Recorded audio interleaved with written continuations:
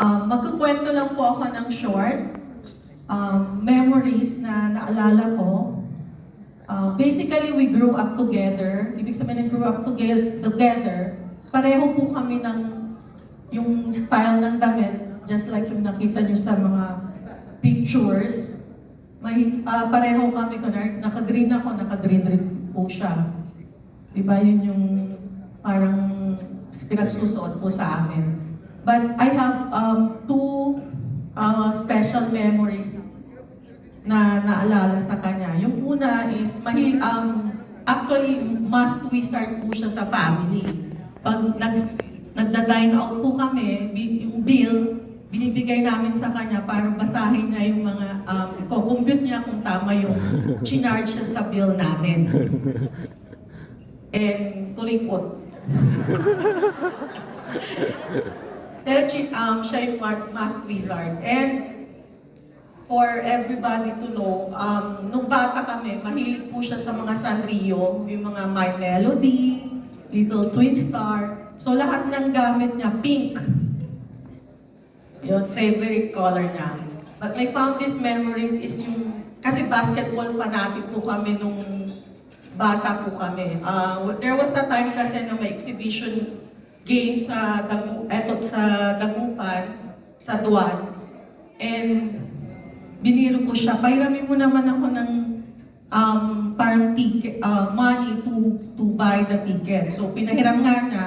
In short, masama pa yung loob niya kasi yung crispy, yung malutong, sabi niya, oh, ito yung bayaran mo kagad sabi niya. Pero syempre, as the older sister, hindi naman niya ako sisingilin, di ba? Hindi ko pa nababayaran. So every time na magbiburuan kami with my other two siblings, nire-remind niya, yung utang mo ang tagal-tagal na. So yun yung fondest memory ko sa kanya when we're still young. Sa ngayon, so this time we're married and we have our children. What I really appreciated is she takes time to take care of my children. Kasi working full-time po ako sa hospital. So pag may mga biglaang activities, siya yung tatawagan ko. Sa family namin, ang tawag ko sa kanya Rolly, pero and the rest of my family, Lali ang tawag niya. So i-message ko siya or tatawagan. Rolly, pakisamahan si Frank, pati daanan sa school, kasi nung time na yung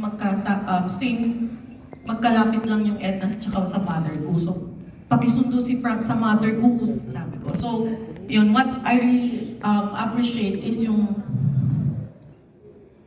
time niya na that yung susundin niya yung mga anak ko pag hindi ko siya sila masundo or may mga activities sa school na available siya. So yun, thank you for everything. I really appreciate it.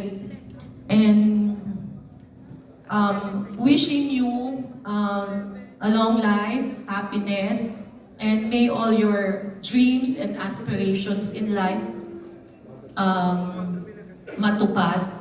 Always remember, we are just here, your family, to support you, to love you, and always be a blessing to others. Happy 50th birthday. Love you. Thank you very much, Madam Maria Roelia Mary Santos Mercado.